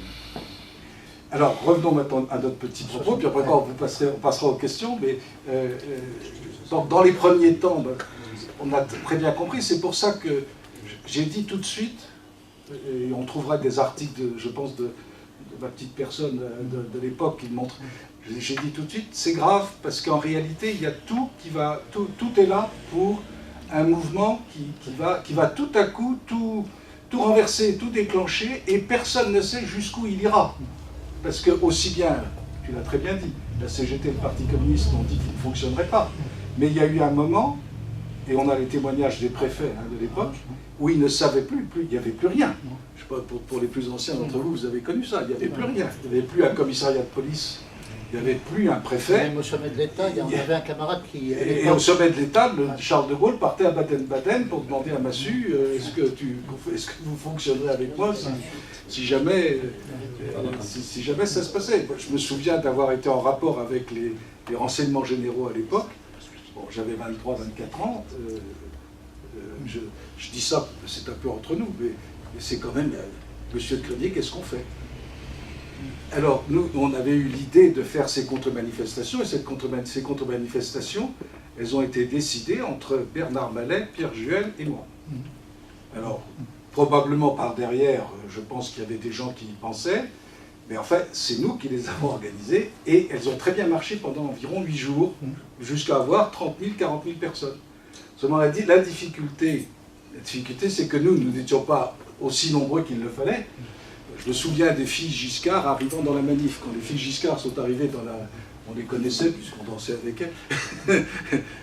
Quand les filles Giscard sont arrivées dans la manif, on s'est dit c'est gagné, toute la France va se remettre... Alors il y avait les manifs de la rive gauche, où là on lançait des pavés. De fait, j'y suis allé pour voir, parce que j'allais voir mon ami Gérard, et donc il m'arrivait de traverser la nuit les barricades. Bon, il y a eu un grossissement considérable après l'événement. Mais c'est vrai que ça a été quand même, ça aurait pu très mal se passer. Et toujours est-il que les SAC, c'est-à-dire les organisations gaullistes, ont essayé de récupérer ces contre-manifestations. Et nous nous en sommes très bien rendus compte. Et le but, je discutais avec eux, je discutais surtout avec les gens de la police, je leur disais, nous ne sommes pas de la chair à canon. Leur but, c'était de nous faire traverser la Seine pour qu'il y ait des heurts violents et du sang. Et évidemment, alors il y avait des petits groupes fascisants qui rêvaient de ça, mais c'était pas très intelligent. Et à un moment, on a été à 2 doigts, parce que je me souviens, on était au pont devant la Concorde, là, et on a dit on arrête là, parce qu'il y en avait qui poussaient à traverser le pont à ce moment-là, rejoindre le quartier latin. On aurait rejoint le quartier latin, et là, le but c'était de créer un incident, je le savais très bien, et donc toute la manœuvre avec on essayait de... Et alors à partir de ce moment-là, on a arrêté. Mais l'idée est venue immédiatement d'aller porter la contradiction dans les établissements. Et d'autant plus que, comme toute activité avait cessé en France, il n'y avait plus rien. Il n'y avait plus de train, il n'y avait plus d'essence, il n'y avait plus de voiture. Et il n'y avait plus de journaux. On écrivait le journal, Aspect de la France, on écrivait Amitié française universitaire. J'allais la nuit le porter dans une imprimerie, tout feu éteint. En passant les chicanes de la CGT, on le tirait, on revenait et on le vendait, et on le tirait au moins 3 fois par semaine. Et on était... diffusait à travers toute la France, tu te souviens, je descendais à Lyon avec toi. On est descendu à Lyon en passant par Dijon. Et les gens de Marseille montaient, et on faisait la même chose de l'autre côté. Poitiers, les gens de Bordeaux montaient. Le seul journal qui a été distribué pendant un mois, c'est Aspect de la France. Alors les militants d'AF, les jeunes militants, étaient tout heureux parce que là où ils se battaient pour essayer d'en vendre un, et quelquefois avaient affaire violemment, sur la place de l'Opéra, comme tout le monde était privé d'information, il n'y avait plus que 2 radios qui fonctionnaient, et qui étaient des radios, c'était Radio Luxembourg, c'était des radios à l'extérieur, donc n'étaient pas soumises à la grève, et donc la seule source d'information, c'était ce que nous faisions. Alors je tiens à le raconter parce que c'est raconté nulle part, les choses sont racontées totalement différemment, et alors ensuite, évidemment, les gaullistes ont récupéré les contre-manifestations, mais nous sommes entrés. Nous avons fait le tour, et Gérard a fait ça, moi je l'ai fait, le tour de tous les lycées communistes. à Jacques Decour, à Voltaire. Et alors, on s'arrangeait pour avoir un accord avec quelques professeurs, quelques lycéens. C'était comités de grève, souvent. C'était extraordinaire. Nos militants négociaient avec le comité de grève pour qu'on puisse discuter. Extraordinaire. Alors, à Villemonde, par exemple, le lycée communiste, je me suis retrouvé entre le sénateur communiste qui me soutenait, parce qu'il voulait remettre de l'ordre, et puis le maoïste de service, le Maoïs Pontex. Et alors, on nous demandait, mais de quoi allez-vous... On vient parler, puisque c'est la parole libre, donc on vient parler. Et bien de quoi allez-vous parler? De la liberté universitaire. Ah bon? Et bien la liberté universitaire, évidemment, si vous voulez l'obtenir dans le cadre républicain, vous aurez des difficultés. Vous aurez au mieux l'anarchie, mais vous n'aurez certainement pas la véritable liberté de penser. Alors à la fin, on disait, mais maintenant, c'est très bien, il y a clarté, là, il y a l'humanité, tout ça, mais maintenant, il faut mettre une petite table, on mettra Assaut de la France et Amitié française universitaire, et c'est comme ça que c'est ces défaits de l'intérieur, et à partir du moment où on a organisé ça, mais alors partout, en Sorbonne, en faculté de droit, c'était très amusant, parce qu'il y avait des professeurs qui jouaient au gaucho, qui étaient en fait des grands bourgeois, hein, du type de Duverger, pour ceux les plus anciens d'entre vous qui ont connu, le professeur Duverger, qui était un homme qui était d'ailleurs passé partout, il était dans tous les mouvements. Et Duverger essayait de jouer le chef de la faculté de droit, le chef charismatique gauchiste.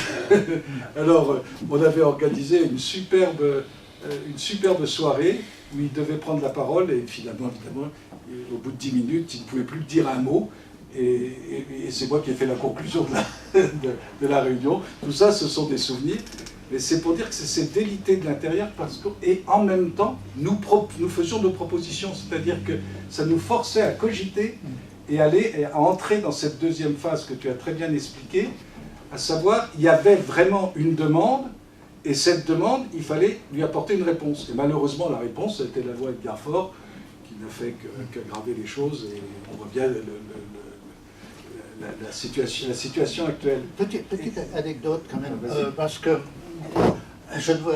pourtant tu dois l'avoir en tête aussi, comment on a fait la mobilisation des étudiants des lycéens. Il y avait le défilé de Jeanne d'Arc. C'était quel jour le défilé? C'était un dimanche, et puis est-ce que c'était je ne sais plus quel jour. Voilà, et on avait rendez-vous, on s'est donné rendez-vous au Parc Monceau. Je sais pas, il y avait pas mal de monde, il y avait 300, au moins 300, 400 étudiants et lycéens. Alors on a fait dire, attention, on se retrouve tous au Parc Monceau.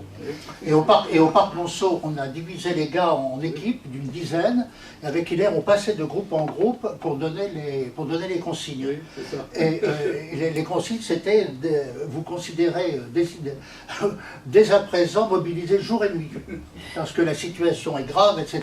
Donc complètement, et puis alors vous viendrez comment dirais-je, chercher les consignes, et tous les soirs, il y avait une grande réunion rue Croix des Petits Champs où les délégués de tous les quartiers et banlieues venaient, on faisait un point de la situation, une analyse politique, on donnait les consignes pour les jours à venir.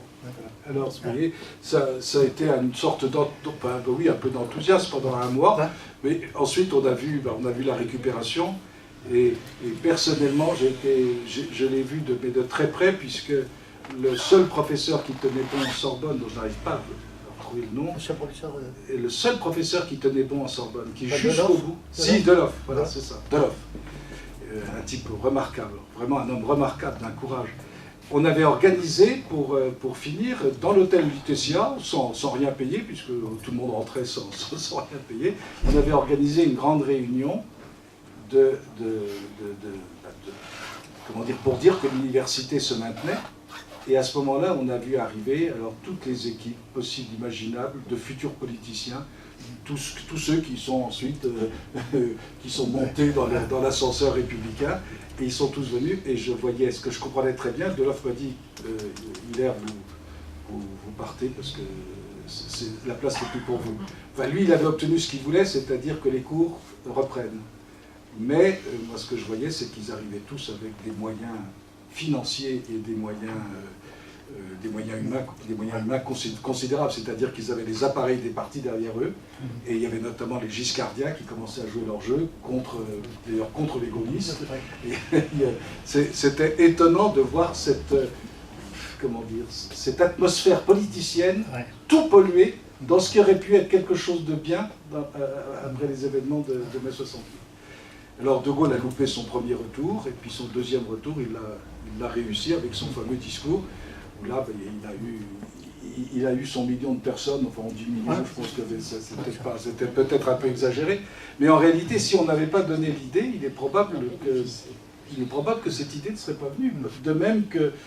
on était les seuls. Oui, les seuls. Oui. Allez, maintenant des questions. On a raconté nos souvenirs comme des vieux soldats. Oui. Un témoignage, pardon. Mon général. Pour une fois, je ne vais pas poser la première question, mais je Il y a voudrais un faire micro, un témoignage. il y a un micro pour toi. Ah, c'est mal le micro. Moi, j'étais de l'autre côté de la barricade, bien que je n'ai pas vu de barricade. J'étais lieutenant au 11e régiment d'artillerie de marine à Dinan. À Dinan, il ne s'est rien passé. Pas d'université, pas d'usine. Nous, on a été consignés. Jusqu'au jour où on est parti en percevant armement et munitions réelles, garder un relais de radio à Toury en Ille-et-Vilaine, tout près de chez moi d'ailleurs. Et on a été accueillis par la population comme des libérateurs. Le maire, la population avait peur de la révolution. Le bruit courait que les étudiants venaient de Rennes en prenant des poulets et en disant « Pompidou paiera ». J'ai passé 15 jours magnifiques avec des appelés qui, pour eux, mai 68, la révolution était absolument au-dessus de leur tête. Ce qui les dérangeait beaucoup, c'est qu'ils n'avaient ni permission, ni courrier. J'ai passé 15 jours merveilleux. J'avais mes hommes en main. On faisait la garde, bien sûr. On faisait des exercices de combat. On faisait du sport. On jouait aux cartes. Et puis, on a fait avec les gendarmes, la population, un méchoui, un cochon grillé, etc. Pour moi, dans mon temps de lieutenant, les 68, c'est un de mes merveilleux souvenirs. Mais il y a une chose qui, si vous voulez, qui montrait... Alors, mes consignes d'ouverture du feu, c'était de faire appel à un commissaire de police, lequel se trouvait à 80 km. Alors, j'avais tout à fait le sentiment que si... mon poste était attaqué et que je tirais, on m'aurait dit que j'aurais manqué de sang-froid, et que si le poste, je n'avais pas tiré et que le poste était détruit, on m'aurait dit que je n'avais pas rempli ma mission. Mais je m'en fichais complètement, parce que j'avais mon capitaine qui m'aurait couvert, et puis en fait, parce que j'avais une section en dehors de la caserne, dans les mains, et vive mai 68. Merci. C'est un mot. On l'a bien vu après les élections. Effectivement, comme vous l'avez bien dit, mai 68 a été un échec politique, mais une victoire culturelle dont on paie encore les pots cassés. Oui, absolument. Excusez-moi. Alors, oui, il y a des questions. Oui. Dominique, je m'adresse à Gérard. Je te tutoie parce qu'on s'est croisés à la NAF dans les années 70. Je parle, peu importe. Tu as écrit un bouquin dans les années 70, Un autre Maurras, où tu décrivais Maurras debout sur les barricades, du bon côté, c'est-à-dire du côté à la place de Cohn-Bendit. Est-ce que tu dirais maintenant la même chose? Réponds le micro. Non, il faudrait contextualiser ce Maurras, effectivement. Ce Maurras que j'ai fait à ce moment-là était un Maurras complètement, je dirais, complètement déshistoricisé. Parce que j'étais dans la situation, disons, d'un jeune militant qui essayait de placer Maurras dans le contexte intellectuel de l'époque, et en essayant d'évoquer, de mettre en valeur la richesse de sa pensée, pour qu'on comprenne qu'il ne s'agissait pas de je ne sais quel agitateur politique, etc. C'était quelqu'un qui avait une pensée profonde, une philosophie politique, etc. Et qu'il fallait, et que cet homme-là était enfin, il fallait le, comment dirais-je, il fallait le lire, pas superficiellement, mais il fallait le lire dans la dynamique de son œuvre. Dynamique politique, sociale, poétique, métaphysique, etc. En fait, Maurras était méconnu et j'essayais de rendre un Maurras vivant, si vous voulez. Alors, le côté 68 arts, c'était un peu une provocation de ma part, mais ça voulait dire, en fait, quand même, Maurras, c'est pas une vieille barbe. Et il parle, en fait, à notre génération de façon très, très vivante, en rappelant d'ailleurs des choses. Bon, oui, c'est vrai que l'Action française des débuts avait des liens avec le syndicalisme révolutionnaire. Ça avait donné à l'époque le cercle Proudhon, ça avait donné une discussion entre Maurras et Sorel extrêmement intéressante, etc. Et qu'on pouvait trouver certaines analogies en 68, parce que bon, il y avait un personnage singulier dont on parle peu maintenant aujourd'hui, mais qui a beaucoup compté pour nous, bon, il avait pour moi, qui s'appelait Pierre Debret, oui. Hein, qui venait de l'extrême gauche et qui a joué un grand rôle dans la formation de l'extrême gauche Cato. Cato, oui. Qui a joué un grand rôle dans la formation, etc. Et qui avait repris en fait la pensée de Maurras en l'enrichissant. Il nous a initiés à la sociologie américaine, etc. Des choses comme ça. Et Debret était aussi, et comme il était petit-fils d'un syndicaliste révolutionnaire vendéen, il y a toujours eu chez lui une dimension proudhonienne, sorelienne, etc., à laquelle il nous avait initiés. Et il y avait dans le mouvement des idées, j'en parle un petit peu dans mon petit bouquin de l'époque, il y avait quand même des gens intéressants avec lesquels il était intéressant, il était fructueux d'ouvrir des conversations. Il y avait un sociologue, à mon sens de grande valeur, qui est malheureusement mort prématurément, qui s'appelait Serge Mallet, qui avait fait un livre sur la nouvelle classe ouvrière et qui nous sortait des schémas un peu simplistes, classe contre classe, etc. Et donc on avait un nouveau climat. Bon, mais c'est d'ailleurs, dans les années 70, juste avant la mort accidentelle de Mallet, avec quelques amis, il y avait eu un dialogue très fructueux entre royalistes et Serge Mallet. Donc j'avais rappelé, si vous voulez, toutes ces choses-là pour dire, ben voilà, la pensée de Maurras, c'est une pensée vivante, c'est une pensée qui a ouvert des débats à un moment avec syndicalistes révolutionnaires, pourquoi pas aujourd'hui avec certaines formes de néo-syndicalistes révolutionnaires, etc. Voilà. Alors, une autre question. À propos de Pierre Debret, j'ai un souvenir personnel, c'est uniquement pour l'anecdote. Il avait été dans les FTP, hein. Bon, assez violent, hein, je pense. Et un jour, un camp se trouve agressé par des gauchistes. Et alors je revois Pierre Debret arriver. Alors on avait capturé les gars. Et Pierre Debret disait, laissez-les-moi le gars, je vais les traiter à la FTP. Ils étaient terrorisés. Finalement ils sont partis, on leur a offert une bouteille de vin. Bon. Oui, Henri. Oui, deux questions très, très courtes, un peu historiques. Il y a un livre qui est sorti un peu du petit-fils de Giraud, oui. Parlant de l'accord secret de Baden-Baden, oui. Où il dit que le général de Gaulle est allé voir Massieu derrière s'assurer de la non-intervention des communistes. Oui. Sur le plan intérieur, est-ce que vous y croyez? J'ai lu le livre avant le livre, en fait, parce que je le connais depuis presque toujours. Il faisait partie de nos... Il était petit lycéen au moment de ces événements. Et je pense... Alors, ensuite, il interprète. Alors, on peut être d'accord ou pas d'accord avec les interprétations.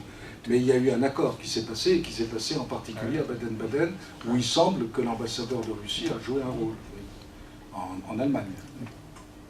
Et l'autre question? Oui, la deuxième question, est-ce que tous les mouvements, le général pourrait même me dire, les mouvements de crosse en l'air, etc., qui ont eu lieu après, est-ce que les mouvements gauchistes, après, je dirais un peu l'échec, non pas culturel, mais l'échec tactique de 68, a influencé tous ces mouvements antimilitaristes? Oui, alors j'ai un souvenir personnel, je suis entré dans la marine juste après, et là-bas dans le Pacifique, à Papeete, Il y avait donc une escadre, il y avait le De Grasse qui était chargé où il y avait l'amiral nucléaire qui était chargé des explosions de la bombe atomique que la France essayait. Il y a eu des révoltes d'équipage entier. Mais alors, ça a été très très bien géré par la marine, et donc personne n'en a rien su, sauf nous les officiers, puisqu'il fallait répondre à la question, et ça a été fait extrêmement bien. Mais moi, personnellement, je témoigne que de fait, il y a eu des conséquences. Bon, elles n'ont pas été tragiques. Pour l'armée de terre, il ne s'est rien passé à ma connaissance en 68, et tous les camarades, vraiment, il n'y a eu aucun problème d'indiscipline en 68. C'est arrivé après. Oui, c'est ça, c'est en 69. C'est arrivé après. C'est arrivé après, c'est dont je parle, c'est dans 69. les années 70-72, où effectivement il y avait des gauchistes avec un manque de moyens aussi, et ça a été très bien géré par Giscard et Bijard. En 74, on a augmenté les soldes, on a redonné des moyens financiers, le budget, le premier PAM, la loi de programmation a été respectée, etc. Bijard est arrivé en roulant les mécaniques, en disant les petits gars, il faut y aller. Mais il y a eu un moment très difficile où il y avait des mouvements d'appel des saints, etc. Dans les années 70, 72, par là.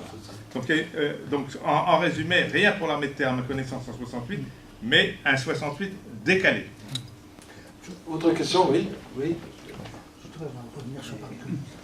Oui, question à Gérard. Tu as dit que Clavel a voyé le retour de Dieu.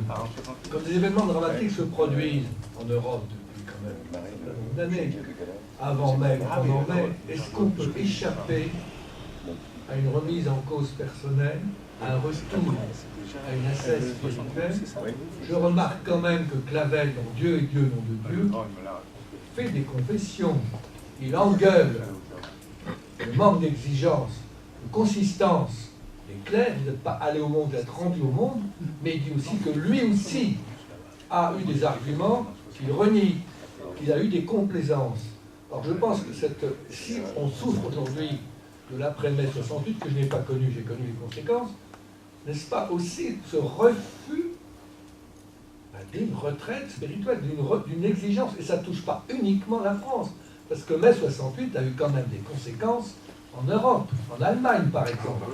Alors est-ce qu'on n'est pas devant, indépendamment de tous les événements, vous racontez beaucoup de brio, on n'est pas devant un choix qu'on élude depuis cette époque-là? Voilà, c'est une question.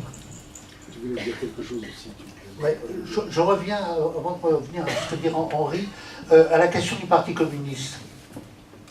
Moi, je pense que dès le départ, le parti ne voulait pas du grand chambardement et qu'ils ont été désorientés par ce qui se passait. Ils l'ont très vite récupéré, ils sont rentrés dans un processus de négociation, mais ils n'en voulaient pas. Et à l'époque, les soviétiques n'en voulaient pas. Alors, il y avait une conjoncture internationale, parce que De Gaulle, à ce moment-là, jouait comment dirais-je, le rôle. Il avait retiré les troupes françaises de l'OTAN, et il voulait une politique indépendante de la France. Et à ce moment-là, les soviétiques voulaient ménager De Gaulle par rapport à leur politique à l'égard des États-Unis. Alors, curieusement, ce qui a été vrai en 68 ne s'est pas révélé de la même façon au Portugal. Quand il y a eu la révolution des œillets au Portugal, là, il y a eu une réelle tentative de prise du pouvoir du Parti communiste avec l'appui de Moscou. J'ai le témoignage à ce moment-là d'amis royalistes, d'ailleurs portugais, et qui nous ont expliqué que la situation était extrêmement critique et qu'ils avaient cru à un moment à un basculement, parce que là, vraiment, le parti en voulait. Alors, une chose un détail pittoresque, si j'ose dire, ensuite, il y a un certain nombre de palais officiels qu'on ne pouvait plus occuper. Les ministres ne pouvaient plus occuper, mais c'était truffé de micro-espions, quoi. De micro-espions. Donc, mais alors, je ne sais plus, la révolution des œillets, c'est en quelle année? Je ne sais plus, 74, 74. Oui. Donc 68, 74, l'attitude des soviétiques change. Voilà. Et il faut bien se rendre compte qu'en 68, il y a déjà des mouvements en Tchéquie, en Pologne, et que les soviétiques pensent d'abord à conserver leur glacis. Ils savent très bien que faire basculer la France, surtout avec des Cohn-Bendit et des anarchistes complètement ingérables, c'était se mettre dans des situations extrêmement difficiles. Et d'autre part, c'est vrai que la politique extérieure du général de Gaulle, anti-américaine, ne porte pas de jugement dessus, parce que ça pouvait très bien justifier, mais ça favorisait, ça permettait à la Russie de... Il ne faut pas oublier que De Gaulle avait reçu Khrouchtchev quelques années auparavant, en 66, je crois. Alors, autre question. Oui, autre question. Juste un petit mot pour dire que je reprends ce que vous dites au sujet de la politique du général de Gaulle, qu'il y a certainement une grande influence de la CIA dans ces mouvements insurrectionnels de 68. J'ai écouté 15 ans après Alain Pierrefitte à la télévision qui affirmait que la CIA était à l'origine de ces mouvements. Oui, alors ça, pour finir de Gaulle, de son actif, de sa politique de rapprochement avec l'Union soviétique et de son retour, de son retrait de l'OTAN. Donc la CIA a joué un rôle fondamental, certainement. Là, c'est difficile à mesurer, mais que la CIA ait joué un rôle, ça me paraît possible. Mais ils ont profité quand même d'une occasion favorable, ils ont profité de la situation de l'époque pour envenimer les choses. Mais dire qu'ils ont créé mai 68 de toutes pièces, je ne crois pas. Hein. Non, peut-être pas créé. Non, mais ils l'ont accompagné, etc. Ils ont financé Monsieur de Crémé disait que tous ces hommes-là, ces agitateurs avec les poches remplies d'argent, par où ils avaient cet argent? Par qui ils avaient cet argent? Par qui ils avaient cet argent? Moi, ce que je peux vous dire, c'est par Jacques Chirac. Hein. Non, mais, pour l'argent que je connais. Non. Bon, c'est en partie. Mais certainement que la CIA a fourni beaucoup de fonds. Et c'était la position d'Alain Pierrefitte qui a vraiment vécu, vraiment vécu. Oui, mais très mal. Très mal. Il est à l'origine un peu. Oui, bien sûr. Avec sa pessimisme de l'éducation nationale. Bien sûr. Oui, mais enfin bon. Entre Missoff et Alain Pierrefitte, ils ont créé les conditions dans l'université de l'éclatement des événements qui auraient pu très bien être contenus. Hein. Mais c'était pas de vrais ministres de l'éducation nationale, c'était des gens qui faisaient des carrières. Hein. Oui, mais enfin, c'était un homme, je suis moins dur que vous, c'était pas un grand ministre de l'éducation, d'accord avec vous, mais c'était un homme de grande réflexion. Oui. Moi, j'ai lu son livre, Quand la Chine se réveillera, qui était formidable, La Terre tremblera. Si vous voulez une confidence à ce sujet-là, je ne veux pas. Le livre n'a pas été écrit par lui. Ah oui, pas lui. Mais c'est suite à un voyage qu'il avait fait à Pékin. Oui, mais vous savez, c'est le cas de beaucoup. Hein. C'est le cas de beaucoup. Et je connais très bien l'auteur, qui est mort maintenant. Il s'appelait Philippe. Xavier. Ah bon. Il y a une question posée par Henri, je n'ai pas tout compris. Mais enfin, en gros, c'est la question spirituelle que tu poses. Là, c'est toute la question posée aussi par le livre de Guillaume Cuchet dont je parlais tout à l'heure sur l'effondrement religieux. On pourrait en parler pendant une heure. Si vous voulez, moi je vous donne simplement trois repères chronologiques. Il y a même quatre. Il y a le Concile Vatican II qui se termine en 65. Bon. Il y a l'effondrement de la pratique religieuse qui suit immédiatement le Concile Vatican II, mais qui, à mon sens, ne peut pas s'expliquer par le Concile Vatican II, qui plutôt l'accompagne plutôt que le programme. On peut en discuter. La deuxième date, ou troisième date, 68. 68, en fait, c'est la révolte du clergé. La révolte du clergé. Un jour, je discutais avec Emmanuel Leroy-Ladurie, l'historien, il me disait que c'était les classes intellectuelles qui avaient été le plus remuées par 68. les magistrats, évidemment l'enseignement, l'université, mais aussi le clergé, et surtout le clergé. C'est le clergé qui a été le plus touché par la vague, de 68. Ça s'est traduit par des drames, hein, des années. Moi j'ai eu un récit très circonstancié de ce qui s'était passé à Paris par un évêque auxiliaire du cardinal Marty, que je connaissais bien, qui s'appelait le Monseigneur Pézeril. Je connaissais Monseigneur Pézeril parce qu'à cause de Bernanos. J'avais rencontré à une messe que Monseigneur Pézeril célébré pour Bernanos, et on a discuté. Il m'a dit je serais très content que vous veniez me voir. Et on a eu comme ça des discussions, et un jour je suis allé le voir pour qu'il me raconte ce qui s'était passé à Paris en Paris en 68. Il m'a dit nous nous sommes trouvés devant une situation terrible. Marty, qui débarquait de Reims, ne connaissait pas Paris déjà, il ne connaissait pas Paris, il ne connaissait pas je dirais la sociologie parisienne, le clergé parisien, il était un peu désarmé. Et alors, des années entières de séminaires sont partis. Des années entières de jeunes prêtres ordonnés sont partis. Alors, pour essayer de parer à cela, le cardinal Marty et ses deux auxiliaires, Pézeril et Frossard, ont fait par 2 fois le tour de toutes les paroisses parisiennes. Il y a un peu plus d'une centaine de paroisses à Paris. Par 2 fois, l'archevêque et ses auxiliaires sont allés voir les prêtres pour discuter, en fait, pour qu'ils vident leur sac, etc. Donc, et il m'a dit, bon, on n'a pas résolu le problème, enfin, au moins on a essayé de le résoudre. Et il avait cette formule que j'ai bien aimée, il m'avait dit à l'époque, en fait, ce sont les prêtres qui avaient le ministère le plus épanouissant qui sont partis, humainement épanouissant qui sont partis, ce sont les laboureurs qui sont restés. Il avait trouvé cette formule très belle. Très belle. Et donc 68, c'est la révolte du clergé, plus ou moins bien maîtrisée, plutôt mal que bien, mais comment faire dans une période aussi difficile. Monseigneur Pézeril aussi m'avait raconté qu'à ce moment-là, il y avait un mouvement contestataire de prêtres qui s'appelait Échange et Dialogue. On échangeait assez peu. L'échange et Dialogue avait été convoqué par l'évêque de Nantes de l'époque, je crois qu'il s'appelait Monseigneur Vial, et l'échange avait été si violent que Vial s'était évanoui. J'étais évanoui d'émotion. Et Pézeril m'avait dit, moi à l'époque, j'étais partisan d'une solution de force. En disant, bon, on a discuté, mais maintenant, vous rentrez dans le rang, vous obéissez, vous partez. Il m'a dit, je n'ai pas été suivi à l'époque, on a préparé. Alors ça, c'est donc, ça, 68, c'est la révolte du clergé, et 75, c'est la fin du catholicisme de gauche. Ces gens dont Hilaire parlait tout à l'heure, qui étaient ces militants de la GEC, etc., qui étaient passés au Parti Socialiste, et ben justement, ils passent au Parti Socialiste et ils abandonnent. Et ils font carrière. Ils font carrière, mais ils abandonnent l'Église, ils abandonnent pour beaucoup la foi.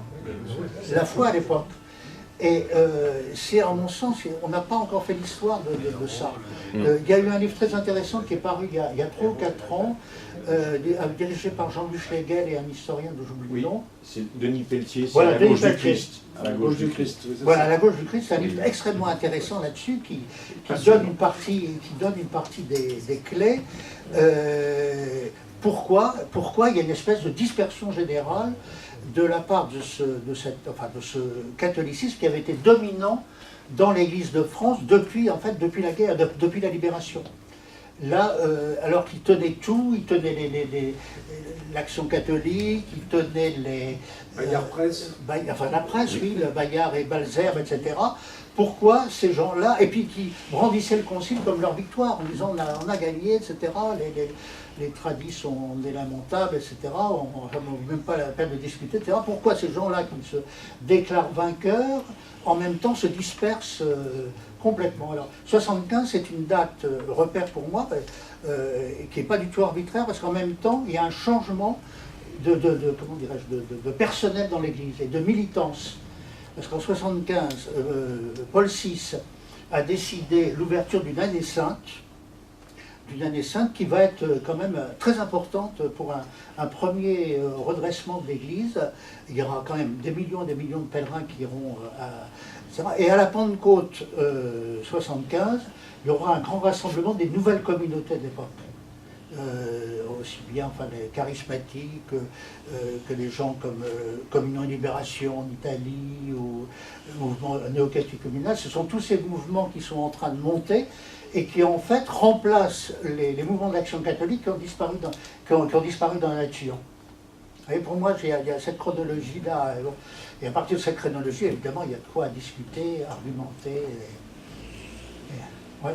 Et je crois qu'il faudrait aussi parler des prêtres ouvriers, qui ont certainement été un élément très important aussi dans toute cette évolution. Oui, sans doute. Enfin, ça fait partie de, comment dirais-je, de l'histoire de l'Église d'après-guerre. Je ne suis pas persuadé, si vous voulez, que les prêtres ouvriers aient joué un si grand rôle, parce que ce qui apparaît quand même... Non. Dans le gauchisme. Oui, sans doute, parce que bon, ils ont été récupérés par la CGT, etc. Bon. Mais en même temps, il y a une faiblesse intellectuelle. Moi j'ai mon ami le père Bernard Brault, qui était dominicain, enfin grand dominicain d'époque. De temps en temps, je jetais un œil dans les réunions des dominicains de c'était lamentable. Lamentable, la pauvre dialectique qui s'exprimait. En fait, ce qui fait...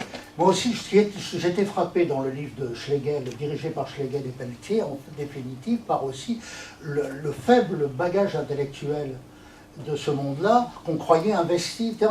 Parce qu'à ce moment-là, évidemment, on pensait aux grands noms de la théologie de l'époque, les de Lubac, Danielou, Congar, Bouillet, etc. Mais, pardon ? Et Maritain encore, oui. Oui, mais en fait, ils n'étaient pas lus du tout, ces gens-là. Un grand livre comme le grand livre du père de Lubac sur Origène, Histoire et Esprit, qui est un livre fondamental, il y a eu 800 exemplaires.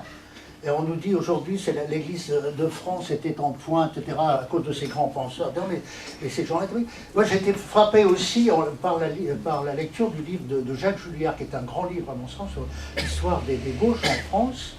En fait, ce qui est une histoire surtout intellectuelle, en ce qui concerne l'intellectualité, si j'ose dire, du monde catholique, c'est très faible. Il y a à peine une allusion à Mounier, une petite allusion à Teilhard, puis ça se termine en fait. On a cru que ces gens-là étaient supérieurement armés intellectuellement, parce qu'effectivement ils avaient une presse conséquente avec Georges Loudun et compagnie, mais en fait ça tenait pas tellement intellectuellement et spirituellement. Quand on lit Jacques Julliard, on s'aperçoit d'ailleurs que c'est lui qui intellectualise tout cela, et il l'intellectualise par rapport à l'autre courant. C'est-à-dire, il sait très très bien comment le courant, on va dire traditionnel, on va mettre entre guillemets maurassien, puisque c'est comme ça qu'on le qualifie, comment il pense, et lui, il a très bien compris. Et quand il intellectualise le côté gauche, il l'intellectualise par rapport. Moi, ça me frappe à chaque fois, dans ses articles comme dans ses bouquins. Il y a un phénomène aussi, vous l'avez abordé à moitié, pour cette déchristianisation, c'est l'os politique de Paul VI. Alors ça, surtout. L'os politique a suivi Paul VI, qui a déconcerté beaucoup de personnes, et qui est peut-être qui a créé un climat aussi.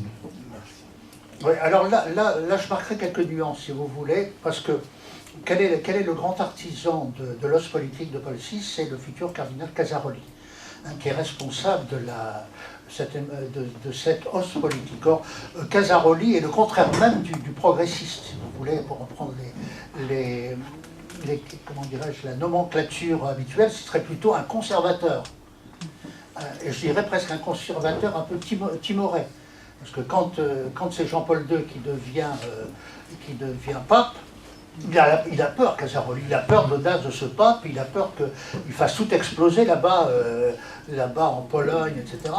Donc, si Casaroli est le maître d'œuvre et un peu le concepteur, avec évidemment le soutien de Paul VI, et qui pense qu'il faut négocier. On est dans une situation d'infériorité, mais il faut négocier le minimum d'espace libre possible pour les églises de l'Est. Donc il négocie avec plus ou moins de succès. Évidemment, en Pologne, l'Église est très forte, etc. Bon.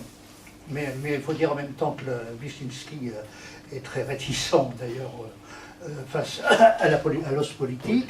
Enfin, au moins, il y a des possibilités de manœuvre en Pologne qui n'existent pas en Hongrie ou en Tchécoslovaquie. Donc, il négocie pour essayer d'avoir le maximum de possibilités, tout simplement pour que la messe soit dite, pour que éventuellement on fasse un peu de catéchisme, etc. C'est une négociation, c'est pas du tout, à mon sens, c'est pas du tout idéologique l'os politique. C'est une réelle politique, si vous voulez. Il tient compte qu'il y a un régime en place, il y a de pauvres chrétiens qui sont là, de pauvres évêques, etc. Il s'agit d'essayer de défendre leur bout de gras. Voilà. Et alors tout ça va changer, évidemment, avec l'arrivée de Jean-Paul II. Qui va faire sauter la baraque. Ah oui, Il va faire sauter la baraque, évidemment, avec ses... Incroyable, hein, l'arrivée de Jean-Paul II, les grands voyages en Pologne, ces foules considérables. Non, j'ai des souvenirs incroyables. J'avais suivi le troisième voyage de Jean-Paul II, c'était en quelle année? En 87, je crois, oui. Je m'étais trouvé à Gdansk. C'était très impressionnant. Gdansk, il y avait encore Brejnev, autant que m'en souviens. Il y avait encore Brejnev et il y avait la milice qui entourait l'immense champ où se déroulait la messe, qui était la Zaspa, je crois, l'ancien aéroport de Gdansk. Et Jean-Paul II, alors les Polonais avaient fait un truc magnifique, ils avaient fait une immense estrade, 20 mètres de haut, avec une étrave de bateau. Et je vois mon Jean-Paul II juché là au-dessus, et qui haranguait cette foule déchaînée, et en lançant toutes les 4 phrases, Solidarność, Solidarność, et tout le monde, Solidarność, Solidarność. Et on sentait, si vous voulez, physiquement le système qui était en train de s'ébranler. C'est là que les choses avaient pris une toute autre dimension. On n'est plus dans l'os politique. Bon, je vois qu'il y a des gens qui commencent à partir. On va peut-être arrêter. Mais c'était passionnant. Hein. On te remercie infiniment. Alors, attendez, vous avez le livre de Sous les pavés l'esprit, hein, et profitez de l'auteur pour vous le faire dédicacer. Merci infiniment, Gérard. Et puis, vous trouverez également de la littérature, le dernier Politique Magazine, la dernière revue universelle, également quelques opuscules, et puis un verre de vin pour ceux qui le veulent. À bientôt. Merci. Alors, la prochaine réunion, que je vous dise, la prochaine réunion sera sur la bioéthique, enfin les états généraux de la bioéthique et le transhumanisme, et ça sera donc